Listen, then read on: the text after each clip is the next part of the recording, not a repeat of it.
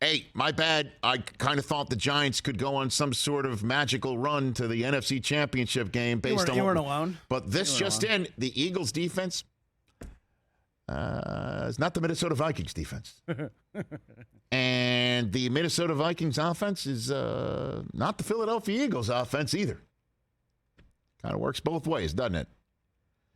I mean, they just came out and hit the Giants in the mouth repeatedly. And everything that Dayball did right all year long just backfired. I mean, that choice to go for it on 4th and 8 on the first drive of the game, I guess he saw how the Eagles came out, thought, we need points.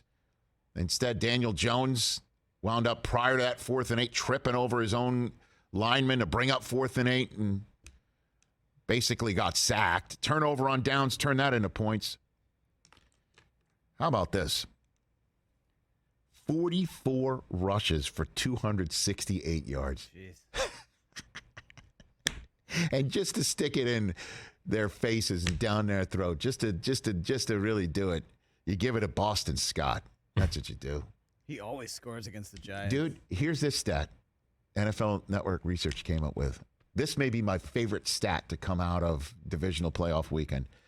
Boston Scott, when he scored against the Giants, 11th career touchdown against the Giants. 11th. Wow.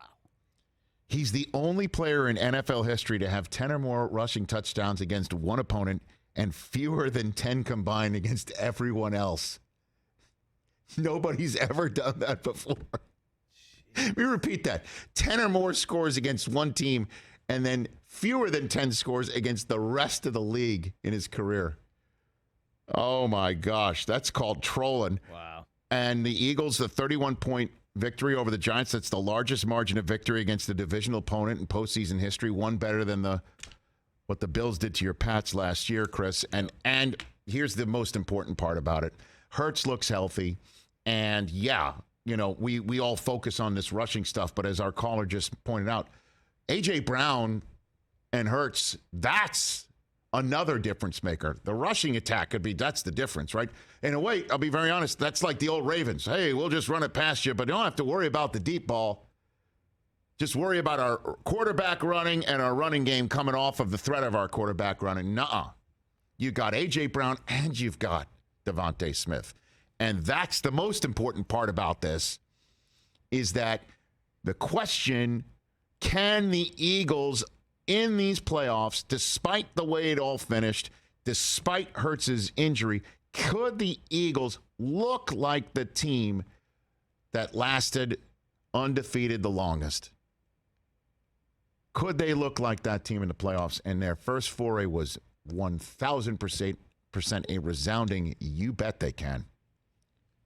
I mean, Hurts is running it. He's throwing it. They're running it. Sirianni's mugging for cameras.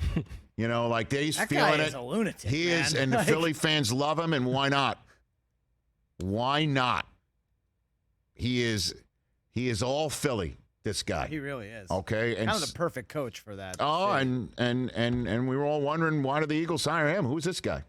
Everything's coming up. Rose is there, or Roseman. And how about this one, too? I mean, Kelsey, one-hand pancakes? One-arm pancakes? They should serve one-arm pancakes in Philadelphia right now. Talk about whiz-wit. Woo! Catch the Rich Eisen Show every single day on the Roku channel, 12 to 3 Eastern, for free.